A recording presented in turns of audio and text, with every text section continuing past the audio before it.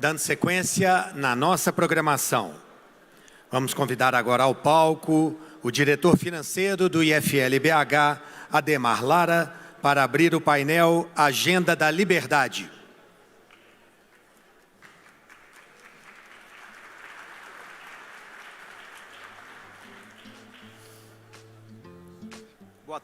Boa tarde a todos.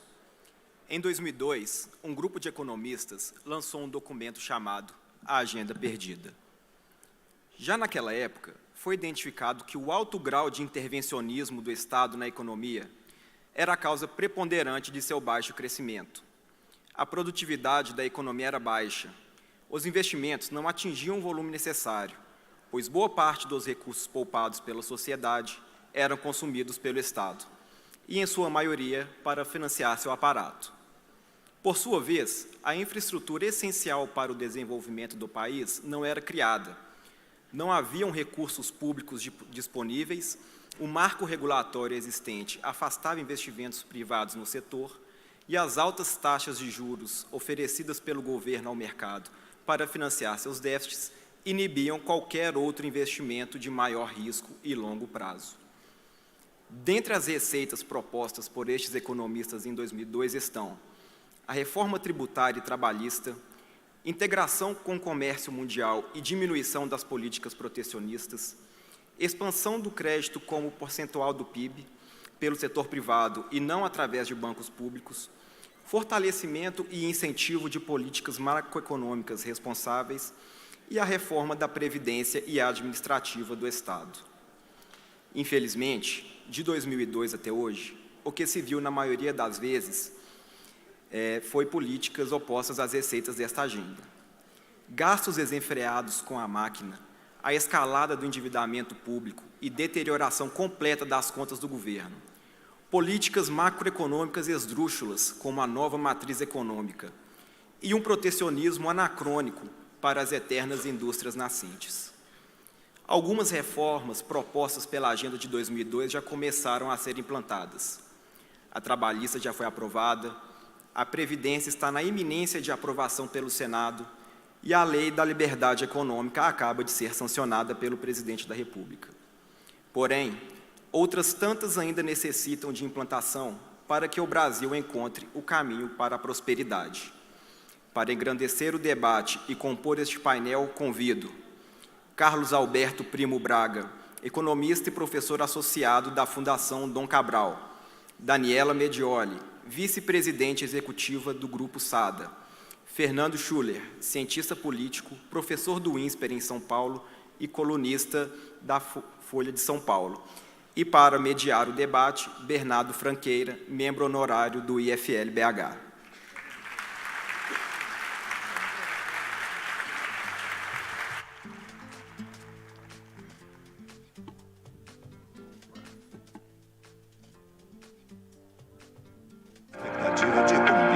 Quais empresas estatais o governo vai colocar à venda? Necessidade de licença e habilidade política.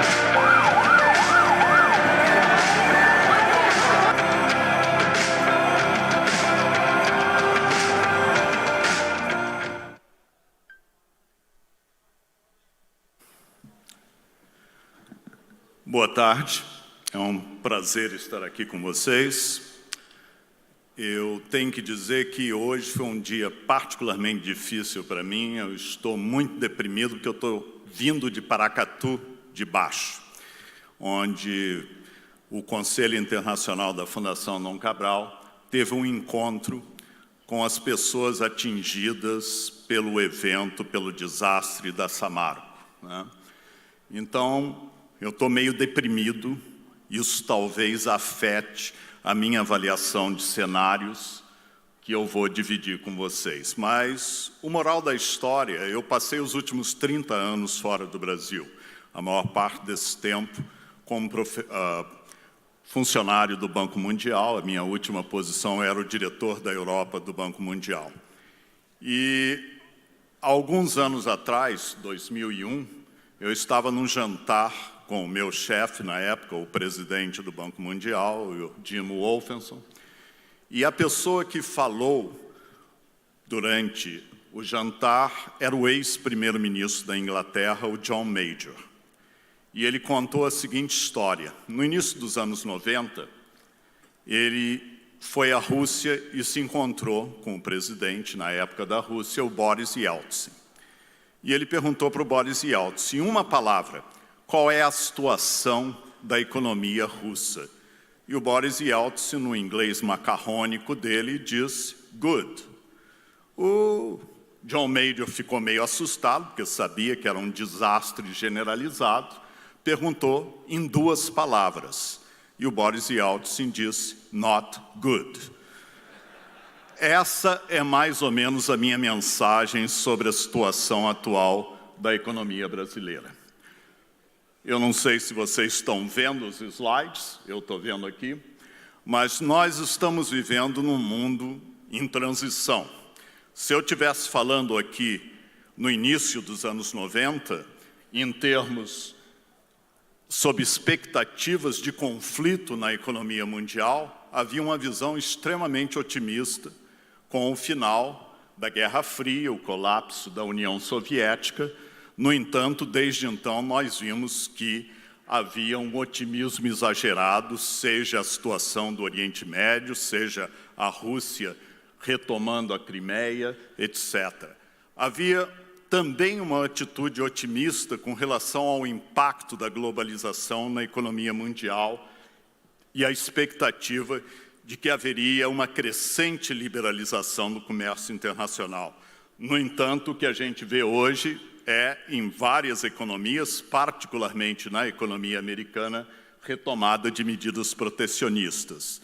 No campo das ideologias, vocês se lembram que o Francis Fukuyama ficou famoso por escrever sobre o final da história, a ideia que economias de mercado e democracias iriam prevalecer no mundo com o final da Guerra Fria.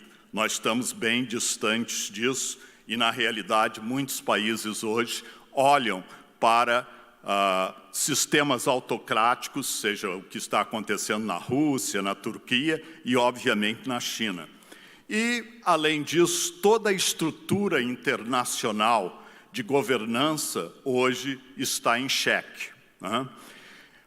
Para complicar ainda mais a situação, as nossas expectativas sobre tecnologia, que eram extremamente positivas, a internet, as redes sociais, iriam alavancar a democracia, e eu continuo a ser otimista nesse sentido, mas é bem verdade também que nós vemos um mundo cada vez mais impregnado por fake news e, com isso, também um aumento de tribalismo. Então, esse é o mundo que a gente está vivendo.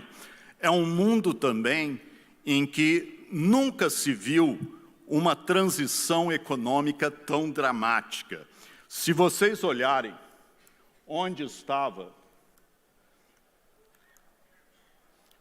eu estava tentando ter um pointer aqui, mas pelo jeito não tem, eu só consigo transformar em black. Mas, enfim, vocês veem aquele ponto vermelho ali, na Mesopotâmia.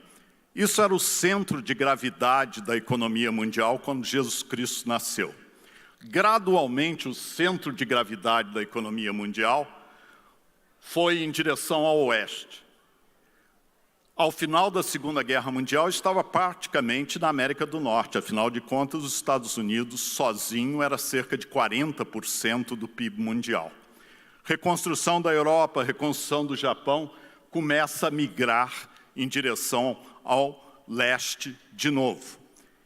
E vejam vocês o pulo de 2000 para 2010. Nós nunca vimos isso antes na economia mundial. E a explicação é muito simples, uma palavra, China. Só para dar uma ideia, entre 2011 e 2013, a China consumiu mais cimento do que os Estados Unidos em todo o século XX. Claro que isso não é sustentável e cria uma série de problemas, mas é esse processo que cria também tensões geopolíticas ao redor do mundo. Isso daqui é uma tentativa de ilustrar o que está acontecendo com aquela otimismos que a gente tinha a respeito da proliferação de democracias. Realmente, o número de democracias ao redor do mundo cresceu significativamente nas últimas décadas, Mas se você analisar democracias com um viés populista ou um viés autocrático, como vocês podem ver, nos últimos anos, essas tiveram um crescimento significativo. Eu já citei alguns países com essas características.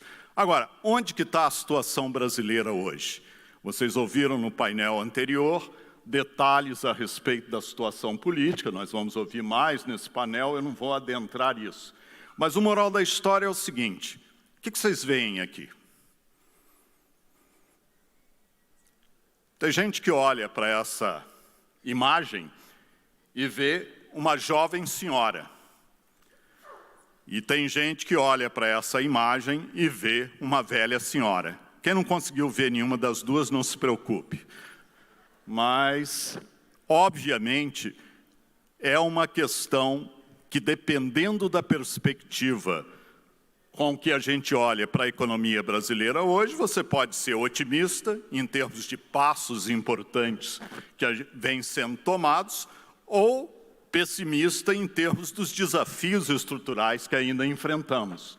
Se a gente olha, por exemplo, índice de confiança da indústria, melhorou bastante comparado com a situação, obviamente, em 2014, 2015, mas oscila.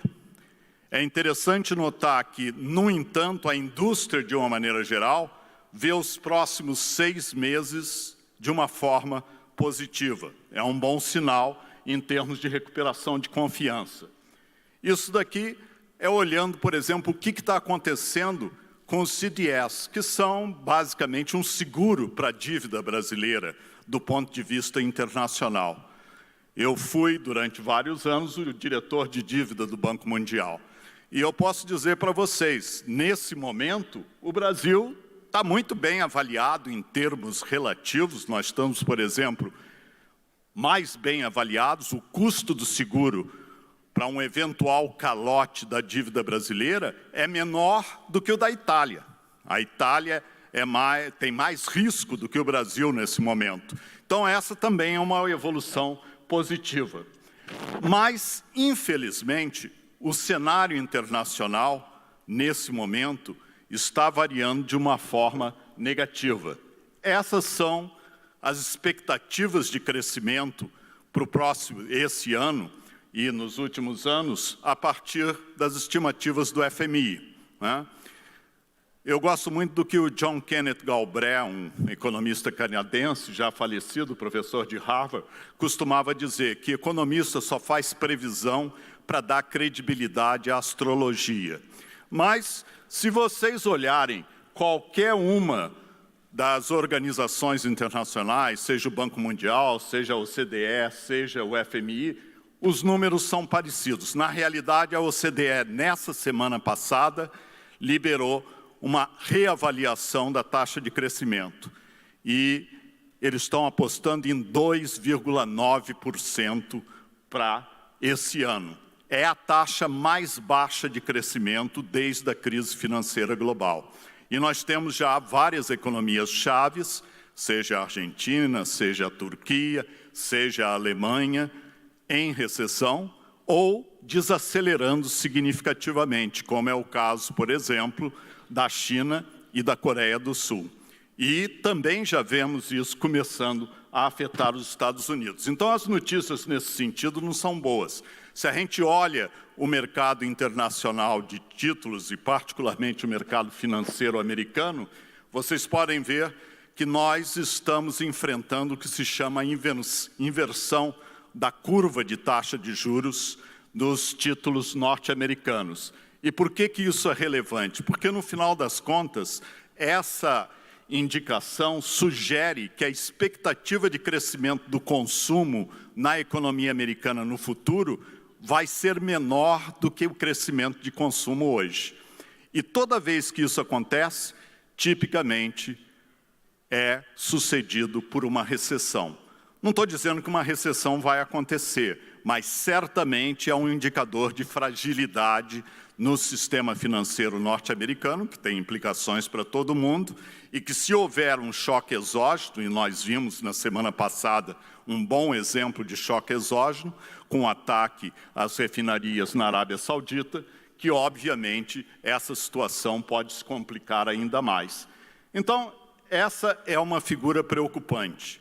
São indicadores de compras do setor manufatureiro ao redor do mundo. E vocês podem ver que tudo está abaixo do nível 50, quer dizer, são indicadores de desaceleração, particularmente a indústria automobilística. Então, esse é o cenário internacional que a gente está vivendo.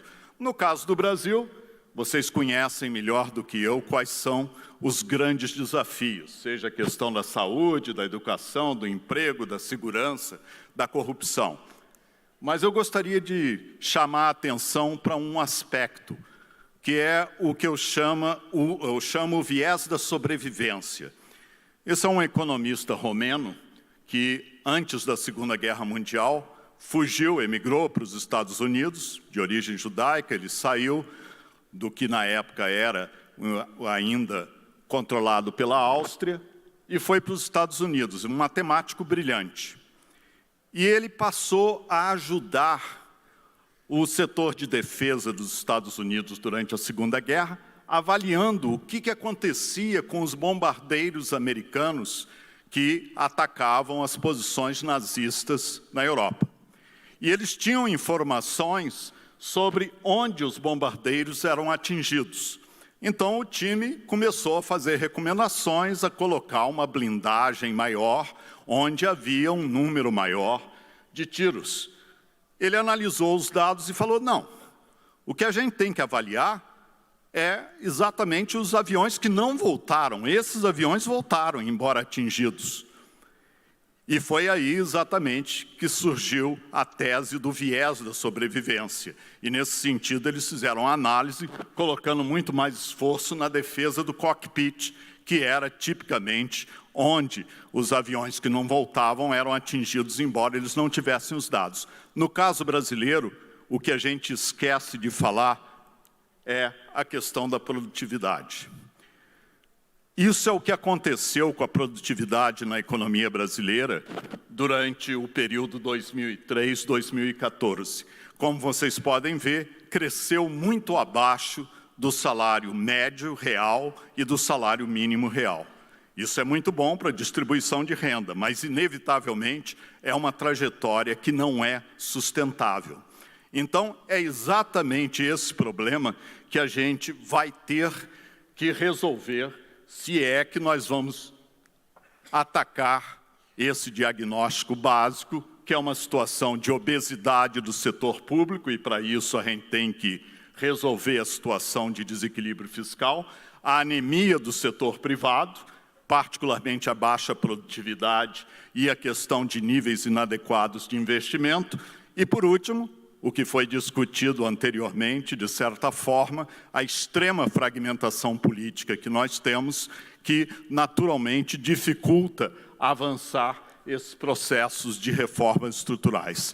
Se vocês me perguntarem quais são os cenários possíveis, a primeira coisa que a gente tem que ter em mente é o seguinte: o crescimento potencial da economia brasileira caiu para a ordem de 2% por ano.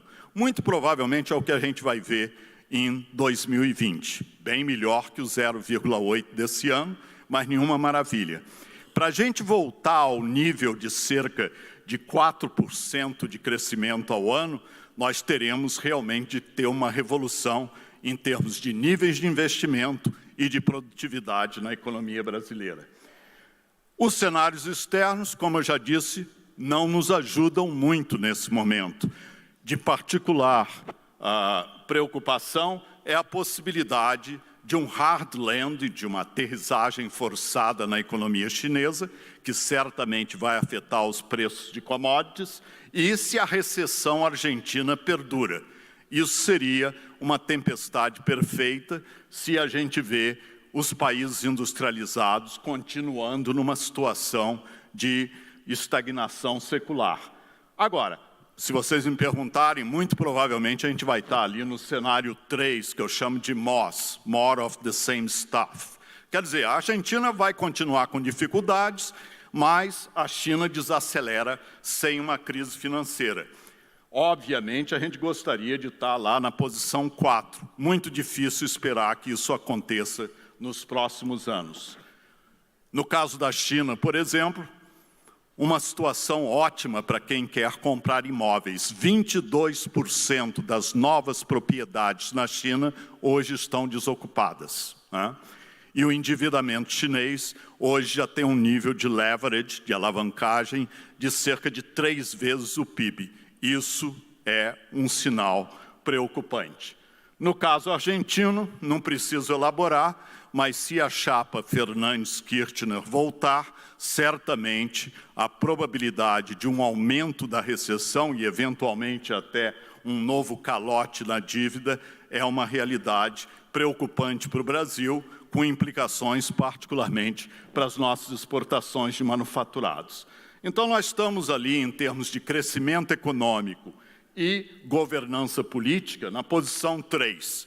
Quer dizer, o crescimento econômico, medidas na direção correta estão sendo tomadas, a economia se recuperou um pouco da recessão, mas a governança política continua frágil. O que a gente precisa é ir ali para a posição 4. Mas o perigo é que nós tenhamos, exatamente por questões na área política, um retrocesso em termos das reformas econômicas.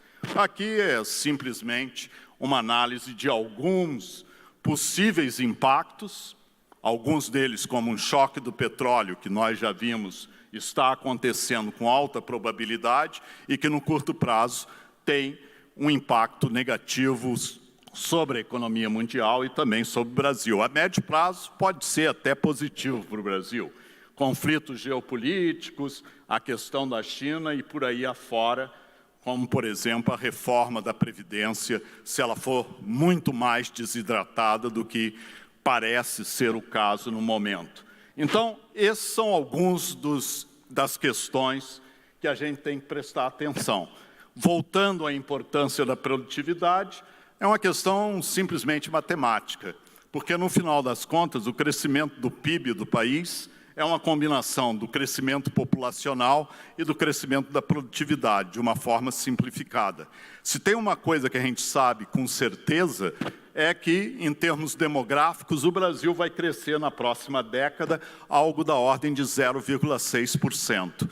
Então, se a gente quer voltar aos 4% de crescimento por ano, a produtividade vai ter que crescer da ordem de 3,4%. E, para isso, a gente precisa dos incentivos corretos, porque só 3 pessoas andaram sob as águas: Jesus, São Pedro e o Evangivaldo. E o Evangivaldo, vocês podem ver por que ele está andando sob as águas.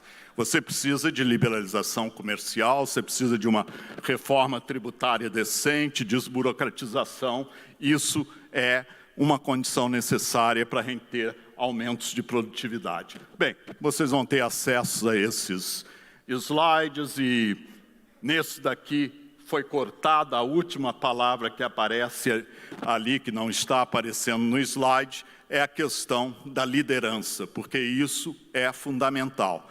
As pessoas sempre me perguntam, como é que você explica liderança? Eu gosto de mencionar a visita do Pep Guardiola, o atual coach do Manchester City. Uma vez ele foi visitar o MIT Media Lab. E no MIT Media Lab tem um time de robôs que joga futebol e é um dos melhores times de robôs do mundo. Então, um dos alunos falou para ele, olha, Pepe, nós já temos robô que gira tão bem quanto o Neymar. E nós temos robôs daqui a 10 anos que vão jogar tão bem quanto o Messi. Você aceitaria ser o técnico do nosso time de robô no futuro? E a resposta do Pep, para mim, é emblemática. Ele falou, não estou interessado, não. Porque, no caso de robôs, você escreve o software, eles vão fazer o que o coach indicou.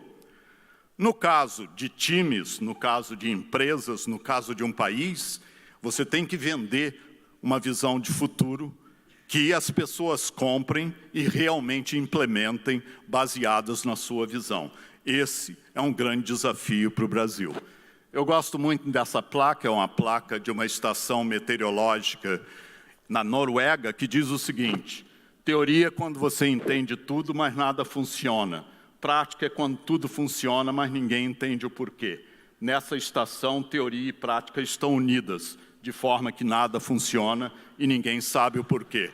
É mais ou menos a nossa situação hoje. Muito obrigado.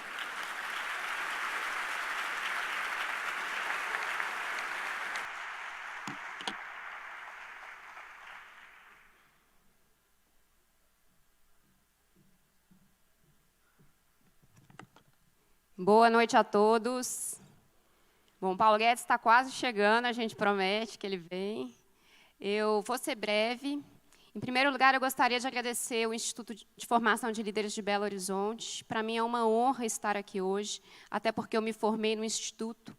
Faço parte desde 2013 e o Instituto com certeza fez parte do meu processo de formação como pessoa, como cidadã e como empresária.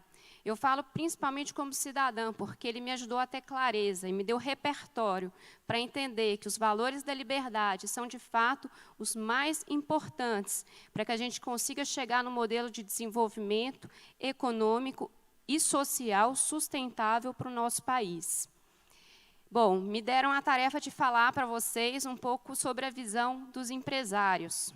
Óbvio, né, a visão é sempre do indivíduo, mas por ser empresária e por estar em um grupo em diversos segmentos, eu acredito que eu tenho um pouquinho de propriedade para falar a respeito do que a gente vê como as principais pautas para esse momento que o país vive. As pautas realmente transformadoras, as pautas de impacto. Só para contextualizar, né, o Grupo Sada está patrocinando o evento, teve até um videozinho, mas para quem não estava presente, eu vou apresentá-lo rapidamente para vocês. É um grupo de 43 anos de história, nós estamos em 12 estados do Brasil e 52 municípios. Nosso principal ramo de atuação é o transporte e a logística de veículos, mas também atuamos na indústria e no comércio, principalmente com a produção de autopeças, componentes automotivos.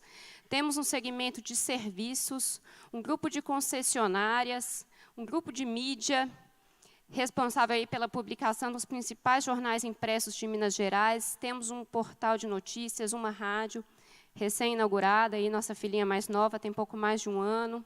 Estamos no segmento de bioenergia e biocombustíveis, um setor que tem um potencial gigantesco no Brasil. E é com muito orgulho que também nós temos um braço de responsabilidade social. Temos uma fundação que hoje é responsável por diversos projetos em primeira infância e uma associação social esportiva que tem como princípio formar atletas de base, mas também mantém um time profissional que muitos de vocês devem conhecer, pelo menos os cruzeirenses, porque ele se chama Sada Cruzeiro. E eu costumo brincar que esse é o nosso negócio mais famoso, porque nós fomos campeões do mundo 3 vezes. E também é um orgulho, né, ter um time brasileiro que tenha conseguido, né, chegar a esse posto mundial. Eu coloquei esse mapa do Brasil com uma frase do meu pai que fundou o grupo, né, eu sou segunda geração. Essa frase é uma frase que eu escuto desde que eu era muito jovem, que no Brasil havia tudo para se fazer, e tudo que ele havia construído e conquistado era em função de o Brasil ser um país que tinha inúmeras oportunidades. É muito fácil você criar em um país que ainda tem estruturas tão precárias. E quando ele chegou em 76, em Minas Gerais, a Fiat havia se instalado no município de Betim, naquela época só havia Petrobras. Ele foi um desses imigrantes que vieram naquela época para empreender, porque não havia um parque de fornecedores capaz de atender o segmento industrial. Então, eu acho que essa visão, principalmente do imigrante, né, que chega num lugar novo, que vê uma diversidade, mas ele sabe enxergar, sobretudo, a oportunidade de enxergar onde se pode criar, onde se pode fazer. Então, é esse olhar que eu acho que nós, empresários, precisamos ter para com o nosso país. O olhar da oportunidade, porque hoje, 43 anos depois, ainda temos muito para se fazer. Os caminhos são muitos, são inúmeras possibilidades. Uma delas que eu destaco, né, até por atuar muito nesse setor, é a infraestrutura e transporte. Infelizmente, grande parte desses investimentos eles acabam sendo monopólio do Estado, e, por isso, não acontecem na velocidade e na eficiência que nós gostaríamos, né? O Brasil é um dos países que menos investe em infraestrutura no mundo. Isso chega a quase 2% do PIB. Quando você olha para países em desenvolvimento, que também tem muito para se fazer, esse número chega a 7%, 6%.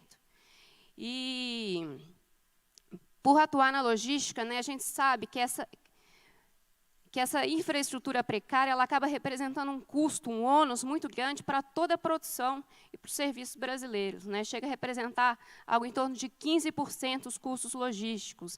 Então, isso mata, isso come a nossa competitividade. Falaram agora há pouco da questão da produtividade. As nossas indústrias hoje estão operando com quase 50% de capacidade ociosa, ou seja, nós temos um parque instalado e ele está inoperante em grande parte dessas linhas de produção. Ainda assim, para piorar, muitas indústrias utilizam tecnologias defasadas e não estão antenadas com essas novas inovações que têm em vias de garantir a produtividade. Energias renováveis, é um universo de oportunidade, né? A matriz energética do Brasil ela já é muito diversificada e nós temos vantagens geográficas, né, que possibilitariam ainda mais a abertura de empresas com esse segmento. E lembrando que energia é desenvolvimento. Qualquer empresa, qualquer negócio que se desenvolva, irá precisar de energia. Tecnologia e startups, né? Eu acho que o mundo está mudando, a gente está entrando numa lógica de venture capital, de empresas disruptivas, de novos modelos de negócio. Então, o Brasil também tem que se adentrar nesse novo modelo da economia global e a gente não pode ficar para trás. Recursos naturais e minerais, né, somos abençoados nesse sentido e temos que fazer um bom uso desses recursos disponíveis. E o agronegócio, né, o principal setor da economia brasileira, ainda, né, apesar de ser o principal, ainda tem um potencial de ampliação gigantesco. Temos aí, eu acho que, um grande percentual de terras produtivas não utilizadas. E quando eu falo terra produtiva, não estou falando em desmatar a Mata Atlântica, não estou falando em desmatar a floresta amazônica. Eu estou falando em utilizar áreas que são já disponíveis, né, para uso. Quais são as principais barreiras que o empreendedor encontra no Brasil para abrir suas empresas, né? A principal delas é a burocracia.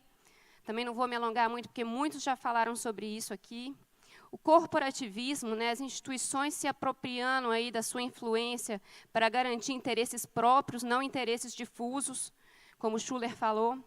A carga tributária, né, que nos coloca aí com uma tributação de 37%. Se a gente considera a dívida pública, ela ainda sobe mais, né, porque é um custo que se tem que pagar a conta. Então, ela vai chegar em torno de 42%.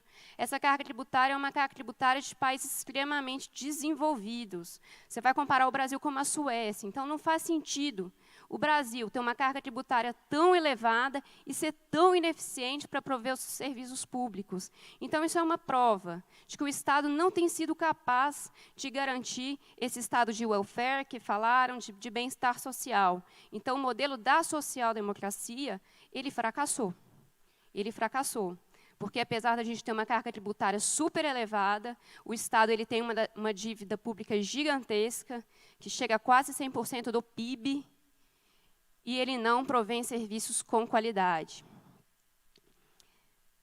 Fala educação, né? O Schuller também falou bastante, e muito mais do que a gente focar em PISA e em DEB, eu acho que a gente tem que ter um modelo dinâmico que faça os nossos jovens pensarem, porque muitos jovens eles saem do ensino básico analfabetos funcionais, eles não têm a capacidade de conectar conteúdos, de ter um raciocínio lógico. Isso seria assim, um grande avanço no nosso sistema educacional, principalmente considerando que as empresas mais para frente elas vão valorizar muito mais o soft skill daqueles skills super técnicos, porque esse, muito provavelmente, a robotização, a inteligência artificial, ela vai conseguir suprir. E a instabilidade jurídica, né? Hoje, toda empresa de grande porte, eu costumo brincar que tem que ter um escritório dentro de casa. É o nosso caso, a gente tem mais de 50 advogados dentro da nossa empresa e a gente ainda contrata diversos escritórios terceirizados. Isso porque a legislação, além de ser excessiva, ela muda todo dia. Todo dia uma nova obrigação, todo dia uma nova responsabilidade. Esse gráfico, né, ele só demonstra, né, apesar do Brasil ser esse país da oportunidade, por que ele não decola? Aí, considerando aí os BRICS, né, que são países que a gente consegue equiparar em termos de desenvolvimento, né, são países que ainda têm muito para crescer, que poderiam também tá crescendo a um percentual bastante arrojado.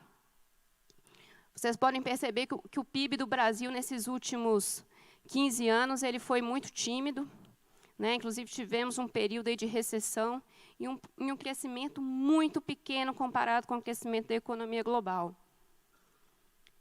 E aí a gente pergunta, né, além das liberdades que nós, como empreendedores, gostaríamos, o que mais falta? Será que falta dinheiro?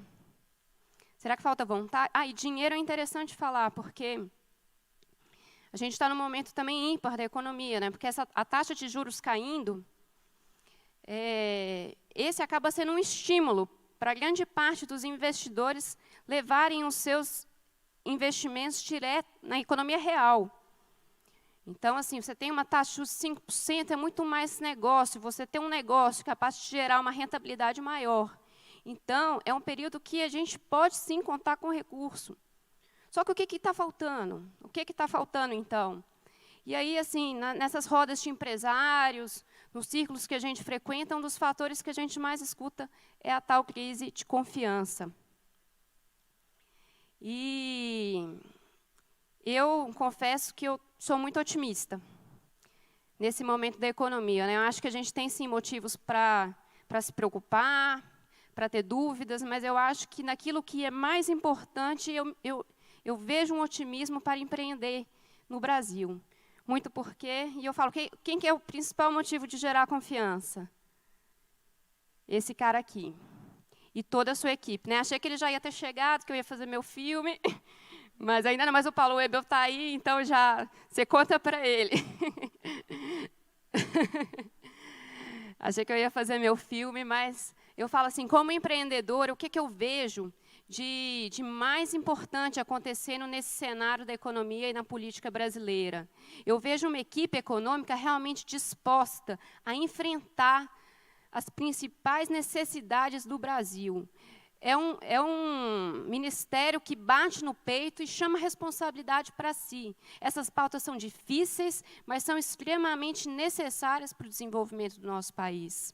E é uma questão de responsabilidade. A primeira dela, né, todo mundo sabe, é o ajuste fiscal. O país está extremamente endividado, a dívida pública é altíssima, e sem a reforma da Previdência, esse cenário só vai piorar. Então, a reforma da Previdência muito provavelmente vai ser mérito aí, né, desse governo que encarou de forma frontal esse problema.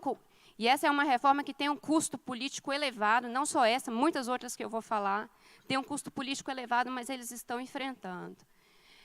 A MP da Liberdade Econômica, que ela favorece não apenas o grande empresário, mas principalmente o pequeno e médio empresário, facilitar a vida de quem abre empresa. E quando a gente fala em empresário no Brasil, a gente tem aquele mindset que o brasileiro ele não é empreendedor.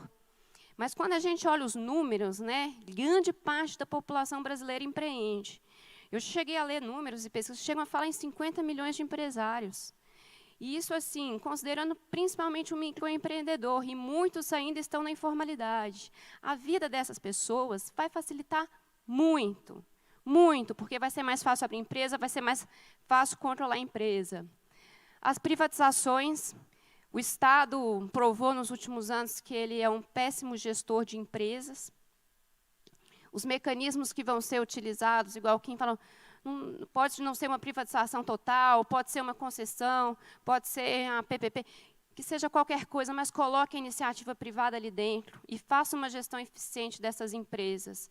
Eu ouvi recentemente o Salim falar que ele pretende, né, esse governo pretende privatizar cerca de 2/3 das empresas públicas do Brasil. Seria um grande feito, eu acho que seria um grande favor aí para a nossa população. a pauta de governo digital, né, GovTech, mais cedo eu estava falando com o Webel, vejo uma oportunidade gigantesca. As empresas já estão indo nesse sentido de robotização, automatização, inteligência artificial.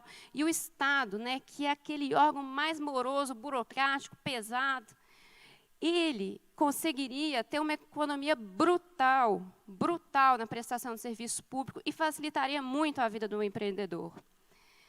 A desburocratização, a reforma administrativa, que, para mim, se ela conseguir acabar com a instabilidade do funcionalismo público, também seria um dos maiores favores para o povo brasileiro.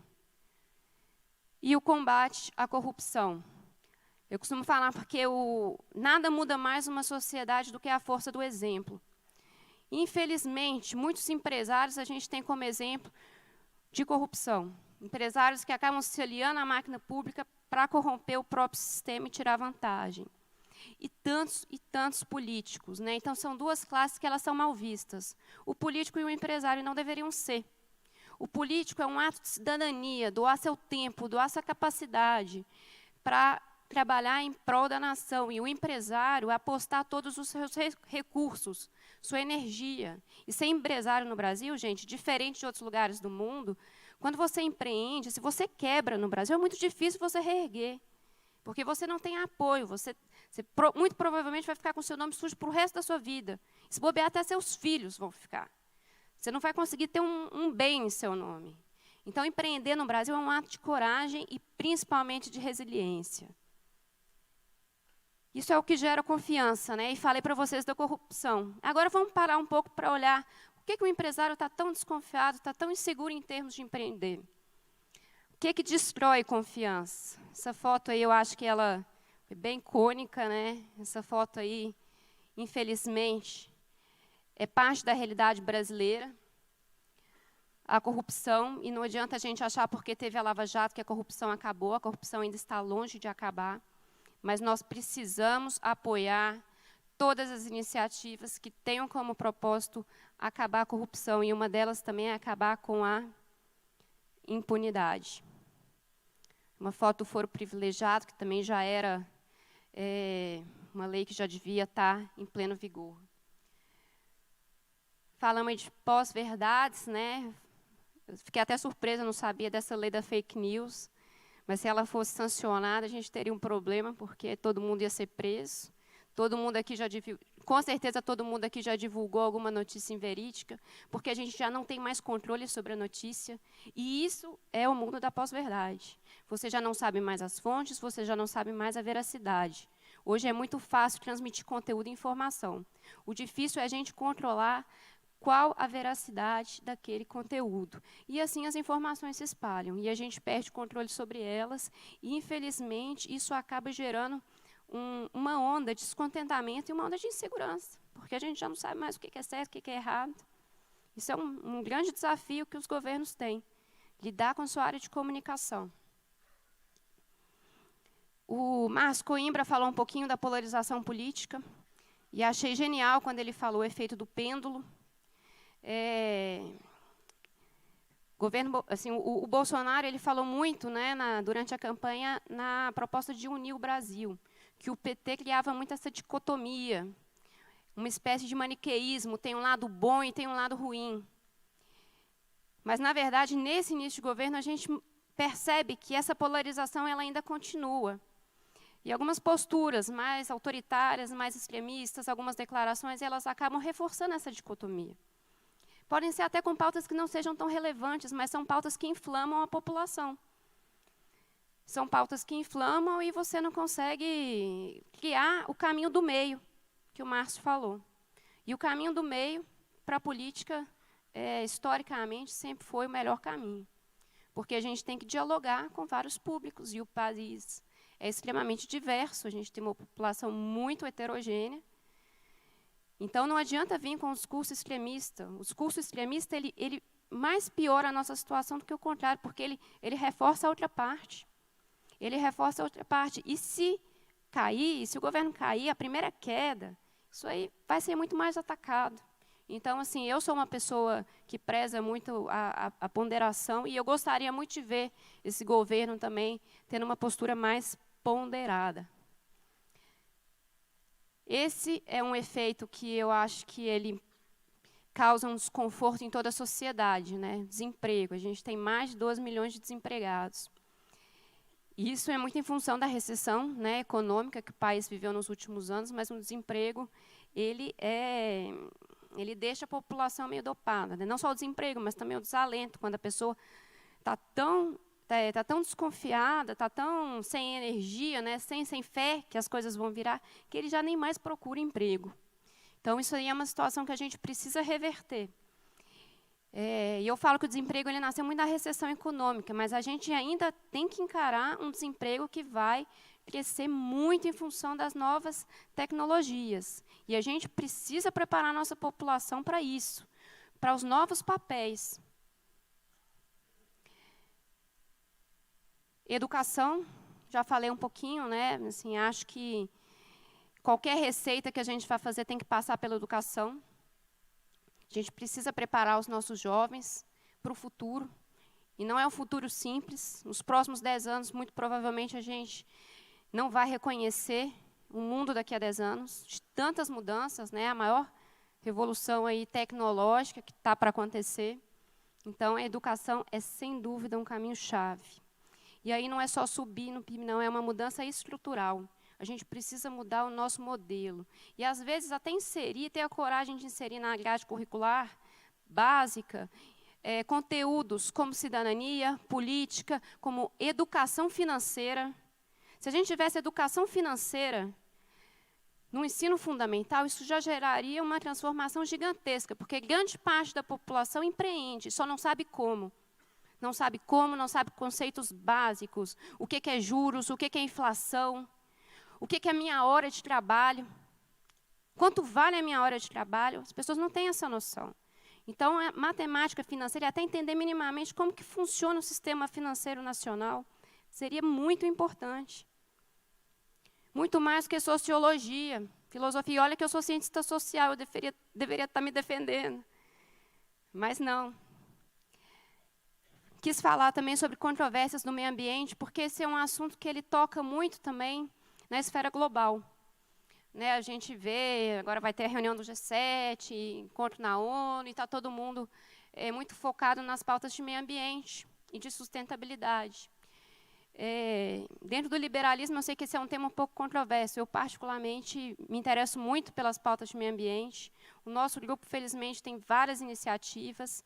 E eu acredito também no caminho do meio. A gente consegue desenvolver, aproveitar da nossa biodiversidade, sem destruir aquele que é o nosso maior patrimônio. E vocês podem perguntar para cada 5 pessoas que você pergunta, brasileiros, quais são os maiores patrimônios do Brasil. Todos vão colocar nessa lista a Amazônia. É a principal floresta tropical no mundo, é a floresta que é o berço da maior biodiversidade do planeta.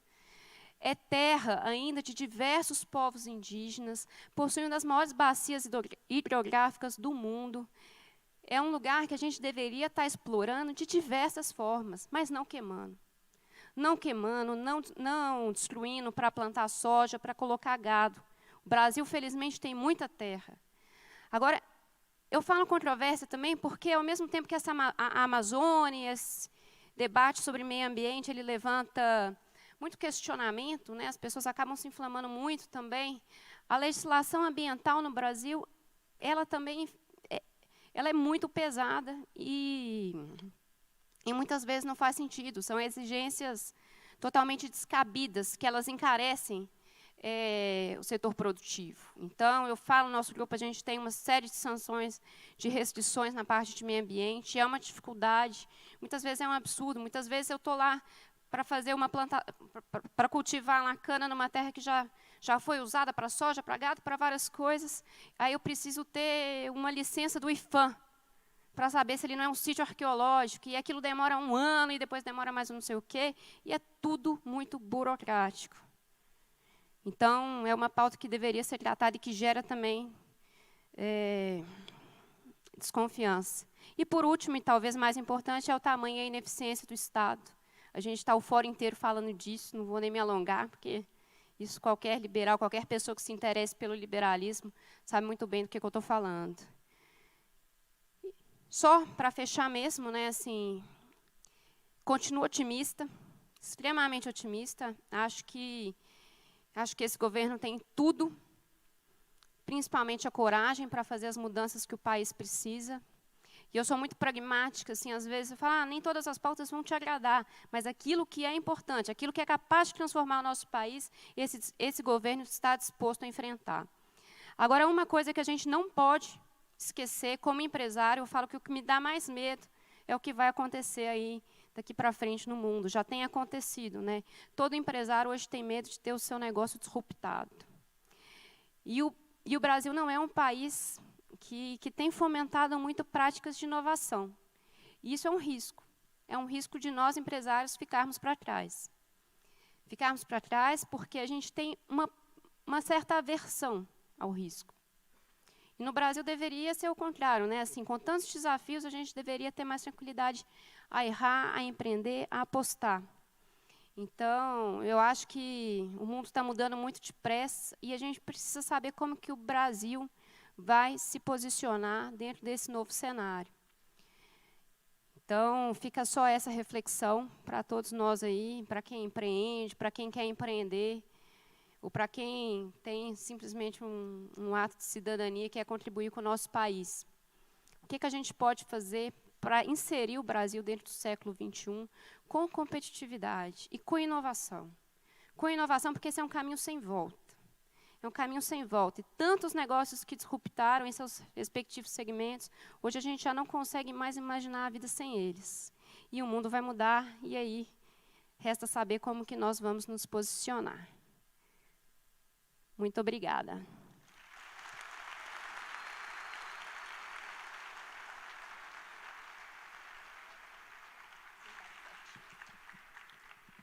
Bom, pessoal, infelizmente, diferente dos outros painéis, a gente não vai conseguir ter, em função do tempo, a discussão entre os palestrantes. A gente segue para a próxima etapa do fórum. Obrigado.